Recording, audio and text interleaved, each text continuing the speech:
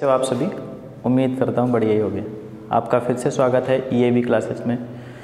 तो जैसा कि आप लोगों की डिमांड थी कि 12th क्लास की भी स्टडी आपके YouTube चैनल पर कराई जाए, तो आज हम लोग बेसिकली थोड़ा सा पढ़ लेते हैं 12th क्लास के बारे में। और हम लोग आज बेसिक चीज़ें पढ़ेंगे 12th क्लास की, और उसमें हम लोग जानकारी हासिल करेंगे कि पदार्थ क्या होता है, कि पदार्थ की अवस्थाएं कितनी होती हैं और क्या क्या होता है। तो जो आपका टॉपिक होगा 12th का पहला टॉपिक ठोस अवस्था यानी सॉलिड स्टेट, वो हम आपको कल से पढ़ाएंगे। बट ये सीख लेते हैं आज कि पदार्थ होता क्या है और पदार्थ की कितनी अवस्थाएं होती हैं। तो देखते हैं, बात कर लें तो सबसे पहले पदार्थ की, मतलब इसको मैटर क्या होता है। पदार्थ वह है जो स्थान घेरता है, जिसमें भार होता है तथा जिसका अनुभव हम 5 ज्ञानेंद्रियों में से किसी एक के द्वारा कर सकते हैं। तो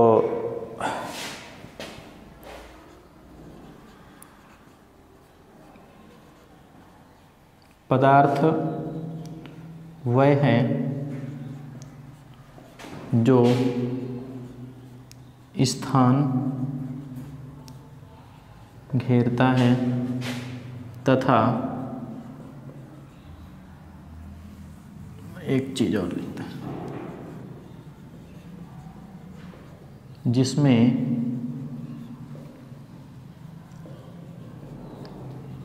भार होता है तथा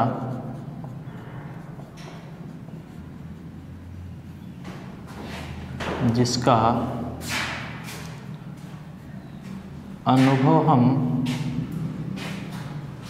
अपनी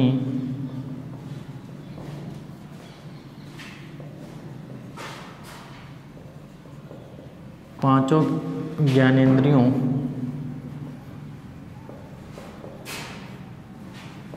में से किसी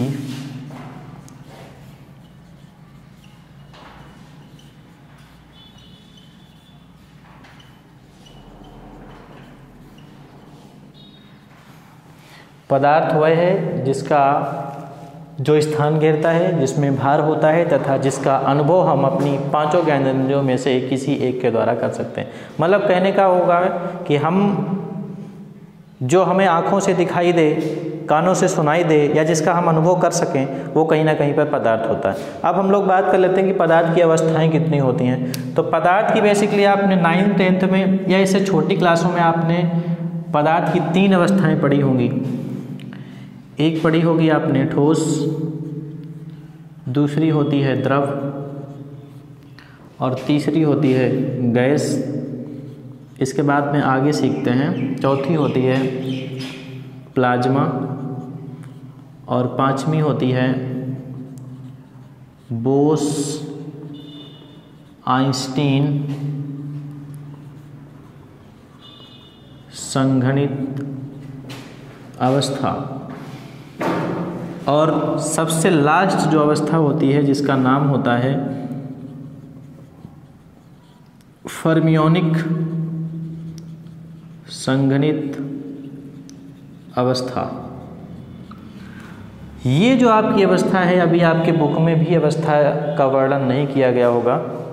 हम लोगों ने छोटी छोटी क्लासों में पढ़ा होगा कि ठोस क्या होता है, द्रव क्या होता है, गैस क्या होता है। लेकिन 9th के बाद में 2 अवस्थाएं आपकी और बढ़ जाती हैं, जिसका नाम होता है प्लाज्मा और एक का नाम होता है बोस आइंस्टीन संघनित अवस्था। और इसके बाद में इस अवस्था पर अभी भी रिसर्च चल रही है, इसलिए इसको अभी बुक में प्रिंट नहीं किया गया है, जिसका नाम होता है फर्मियोनिक संघनित अवस्था। अब हम लोग बात कर लेते हैं ठोस क्या होता है। तो ठोस का मतलब होता है कि ऐसा पदार्थ जिसके कणों के मध्य में आकर्षण बल अत्यधिक प्रबल तथा अंतरा आणविक दूरी नगण्य होती है, तो वो आपका कहलाता है ठोस। क्या होता है? ऐसा पदार्थ जिसके कणों के मध्य में आकर्षण बल अत्यधिक प्रबल तथा अंतरा आणविक दूरी नगण्य होती है, तो वो पदार्थ आपका ठोस कहलाता है।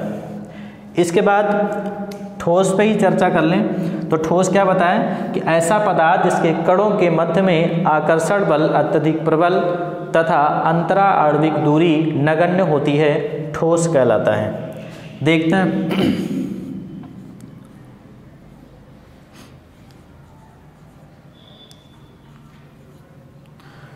ये रहे ठोस के मॉलिक्यूल,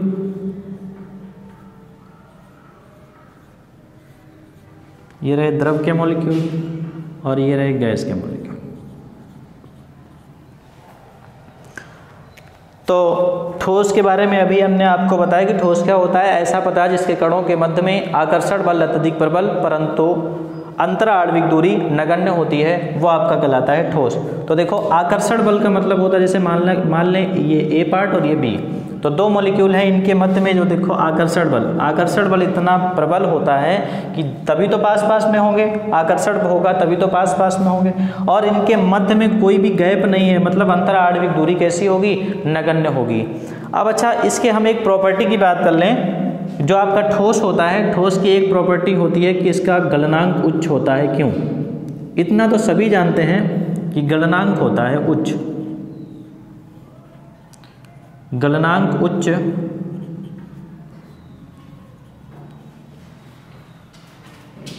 क्यों होता है? ठोसों का गलनांक उच्च होता है क्यों? तो इसका गलनांक उच्च होने का मतलब और सीधा सीधा कारण यही होता है कि ठोस के जो कण होते हैं इतने पास पास होते हैं कि उनकी बॉन्ड डिसोसिएशन एनर्जी का मान बहुत बहुत बहुत ज़्यादा होता है, इसलिए इसका गलनांक उच्च होता है।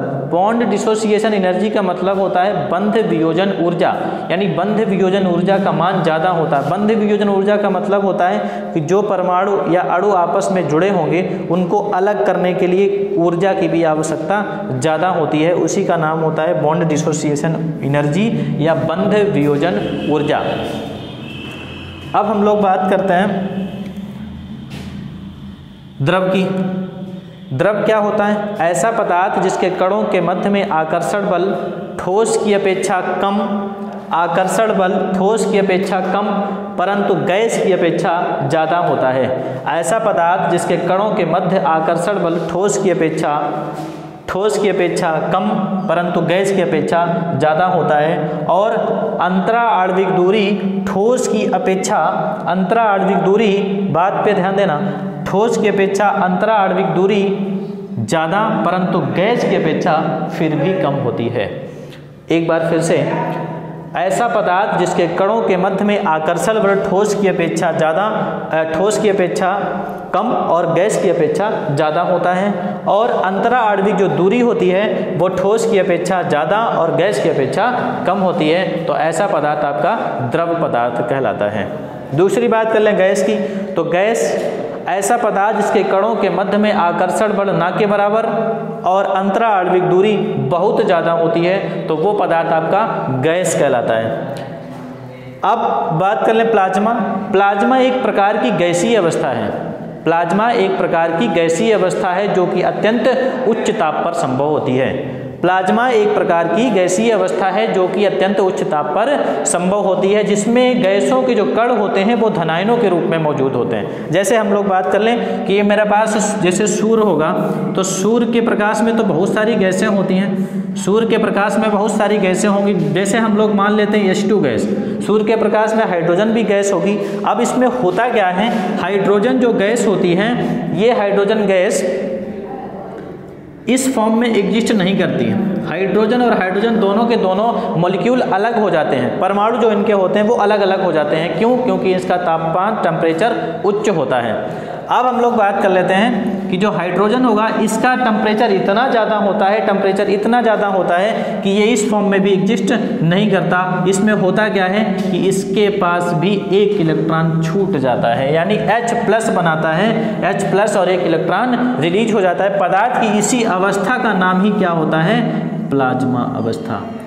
तो प्लाज्मा एक प्रकार की गैसीय अवस्था है जिसमें होता क्या है, कोई भी जो गैस का कण होता है वो हमेशा धनायन के रूप में रहता है। इसी अवस्था को हम लोग प्लाज्मा अवस्था कहते हैं। अच्छा, बात कर लेते हैं बोस-आइंस्टीन संघनित अवस्था की।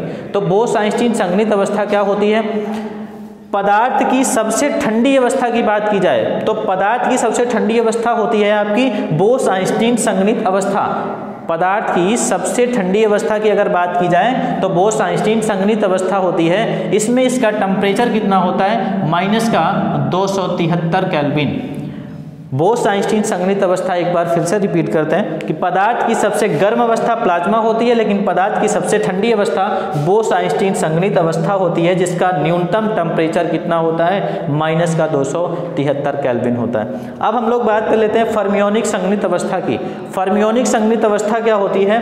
फर्मियोनिक संगणित अवस्था का मतलब होता है कि जो बोस-आइंस्टीन संगणित अवस्था से भी ठंडी अवस्था अगर बात कर लें कि अगर इससे भी ठंडी अवस्था की बात पूछ दिया जाए तो इससे भी ठंडी अवस्था जो होती है उसका नाम होता है फर्मियोनिक संगणित अवस्था। तो हम लोगों ने आज सबसे पहले पढ़ा था पदार्थ क्या होता है, पदार्थ के बारे में पढ़ा था। पदार्थ के बाद हमने पढ़ा था कि पदार्थ का वर्गीकरण कितने भागों में किया गया है। पदार्थ का वर्गीकरण किया गया लगभग 6 भागों में। 5 भाग आपके जो है 9th 10th और 12th 11th में आपको मिल जाएगा, लेकिन जो आपका फर्मियोनिक संगणित अवस्था का जो पार्ट होगा ये आपको अभी बुक में प्रिंट नहीं हुआ, क्योंकि अभी भी फर्मियोनिक संगणित अवस्था पर रिसर्च चल रही है। तो बात करते हैं ठोस अवस्था, द्रव अवस्था, गैस, प्लाज्मा, बोस-आइंस्टीन संगणित अवस्था के बारे में।